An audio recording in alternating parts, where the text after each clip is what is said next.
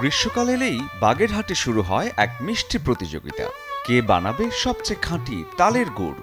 গ্রামীণ ঐতিহ্য, লোকজ কৌশল আর প্রকৃতির ছোঁয়ায় বানানো এই গুড় আজও হারায়নি তার গন্ধ কিংবা গল্প।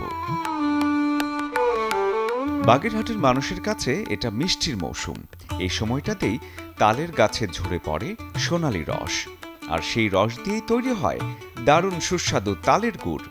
গাছে কলসি ঝুলিয়ে রস সংগ্রহ হয় ভোর থেকে সন্ধ্যা পর্যন্ত 4 বেলা।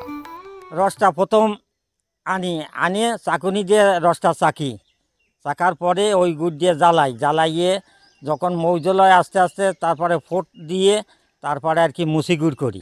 এটা আমরা একটু প্রসেসিং করতেছি, এটা যাতে দানা পড়ে, তাই আমরা এই কাজটা করছি, একটু গোটাগুটি করছি। তো আমরা পড়ালেখার পাশাপাশি মা বাবার সাহায্য করি। এই গুড় খুব সুস্বাদু এবং এই গুড় দিয়ে তাল মিশ্রি তৈরি করা হয়।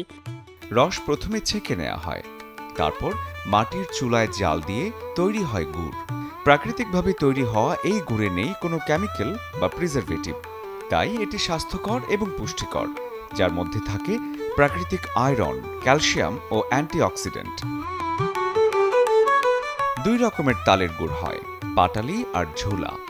পিঠে পায়েস থেকে শুরু করে গরম ভাতে পর্যন্ত এর ব্যবহার বাংলার ঘরে ঘরে। নির্ভরতা, স্বাদ আর স্মৃতির মিশেলে এ যেন এক মিষ্টি ইতিহাস।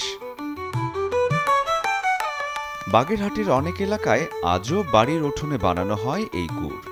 এটা শুধু খাবার নয়, বরং স্থানীয় অর্থনীতির একটি গুরুত্বপূর্ণ অংশ।